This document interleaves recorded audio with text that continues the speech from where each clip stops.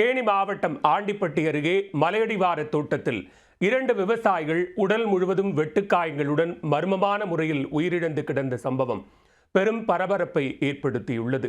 விவசாயிகள் உயிரிழப்பின் மர்மம் விலகுமா? தேனி மாவட்டம் ஆண்டிப்பட்டி தாலுகாவிற்கு உட்பட்ட வருஷநாடு அருகே உள்ள வைகை நகர் பகுதியைச் சேர்ந்தவர் 53 வயதான விவசாயி கருப்பையா. இவரது நண்பர் மணிகண்டன். இருவருக்கும் கோவில்பாறை பகுதியில் உள்ள மலையடிவாரத்தில் சொந்தமாக தோட்டம் ஒன்று உள்ளது. அதில் இலவம்பஞ்சு, தென்னை மற்றும் எலுமிச்சை உள்ளிட்டவைகளை சாகுபடி செய்து வந்தனர். இந்நிலையில் கடந்த 25ஆம் தேதி காலை வழக்கம் போல கருப்பையாவும் மணிகண்டனும் கோவில்பாறையில் உள்ள தங்களுக்கு சொந்தமான தோட்டங்களில் எலுமிச்சை பழம் எடுப்பதற்காக சென்றுள்ளனர். மாலை வெகு நேரமாகியும் இருவரும் வீடு திரும்பாததால் சந்தேகமடைந்த கருப்பையாவின் மகன் சந்திரசேகரன் மற்றும் அவரது நண்பர்கள் இருவரையும் தேடி தோட்டத்திற்கு சென்றுள்ளனர். அங்கு கருப்பையாவின் தோட்டத்திற்கு சற்று தூரத்தில் உடலில் வெட்டு காயங்களுடன் மணிகண்டன் சடலமாக கிடந்தது கண்டு அதிர்ந்து போயினர். தகவல் அறிந்து வந்த போலீசார் மணிகண்டனின் சடலத்தை கைப்பற்றி உடற்கூராய்விற்காக தேனி அரசு மருத்துவக் கல்லூரி மருத்துவமனைக்கு அனுப்பி வைத்தனர். அவருடன் சென்ற கருப்பையா எங்கே போனார் என தெரியாத நிலையில் அவரை கண்டுபிடிக்க தேடுதல் வேட்டையை தொடங்கினர். மறுநாள் காலை அவரது தோட்டத்தில் கருப்பையாவும் உடலில் பலத்த வெட்டுக்காயங்களுடன் சடலமாக கண்டுபிடிக்கப்பட்டார். 2 பேர் மர்மமான முறையில் உயிரிழந்திருப்பதால் வனத்துறையினருக்கும் தகவல் தெரிவிக்கப்பட்டது. அலர்ட்டான கடமலைக்குண்டு போலீசார் சம்பவ இடத்தை முழுவதுமாக தீவிரமாக ஆய்வு செய்தனர். அதில் கருப்பையா சடலமாக கண்டறியப்பட்ட இடத்தில் ஒரு செல்போன் கண்டுபிடிக்கப்பட்டது. சம்பவ இடம் கரடி நடமாட்டம் இருக்கும் பகுதி என்பதால் முதலில் கரடி தாக்கியிருக்கலாம் என சந்தேகித்தனர்.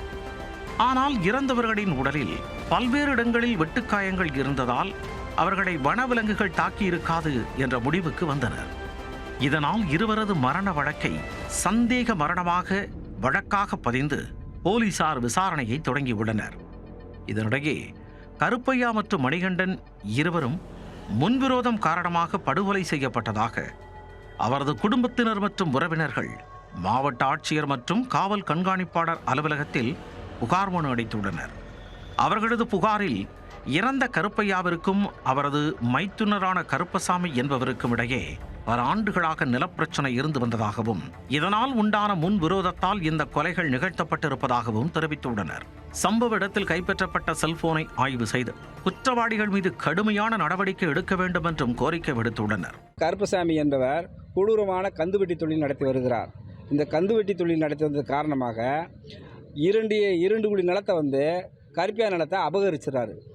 அபகரித்த நிலைமையில் அவர் கருப்பியா சம்சாரம் இறந்ததின் காரணமாக நம்ம இருக்கும் போதே நம்ம பிள்ளைகளுக்கு நம்ம சர்வை படி வைட்டு உள்ள நிலத்தை பகிர்ந்து விட்டுறோம்னு சொல்லி சர்வையை கூட்டு அளக்குறாரு. அதில் 2 குழி நிலத்தை கந்துவெட்டி கருப்பசாமி என்பவர் அபகரிச்சது என்பது தெளிவாக தெரிகிறது. அது அக்கம்பக்கத்தில் விசாரிக்கும் பொழுது இந்த 2 குழி நிலத்தை கேட்டால் உனக்கு அருவாதான் பேசும், உன்னை கொலை செய்யாமல் விட மாட்டேன் என மிரட்டி வருகிறார். பக்கத்தில் கருப்பா மாமாவோட உடம்புக்கு பக்கத்தில் ஒரு ஃபோன் இருந்ததுன்னு சொல்கிறாங்க. ஆனால் அந்த ஃபோன் யாரோடதுன்னு இன்ன வரைக்கும் எங்களுக்கு ஒரு ரிப்போர்ட்டும் கொடுக்கல. அந்த ஃபோன் யாரோடது, அது யார்கிட்ட பேசியிருக்காங்க, எது ரிப்போர்ட்டு கொடுக்கல. நான் ஒரு சோல்ஜராக அங்கேருந்து வேலை பார்த்தா என்னோடய ஃபேமிலிக்கு இந்த சுச்சுவேஷன். இப்போது எனக்கு 2 அக்கா இருக்காங்க, என்னோடய ஒய்ஃப் இருக்காங்க, அவங்களுக்கே ஒரு பாதுகாப்பு கொடுப்போம். தோட்டத்திற்கு சென்ற 2 விவசாயிகள் மர்மமான முறையில் உயிரிழந்து கிடந்த சம்பவம் அப்பகுதி மக்களிடையே பெரும் பதற்றத்தை ஏற்படுத்தியுள்ளது.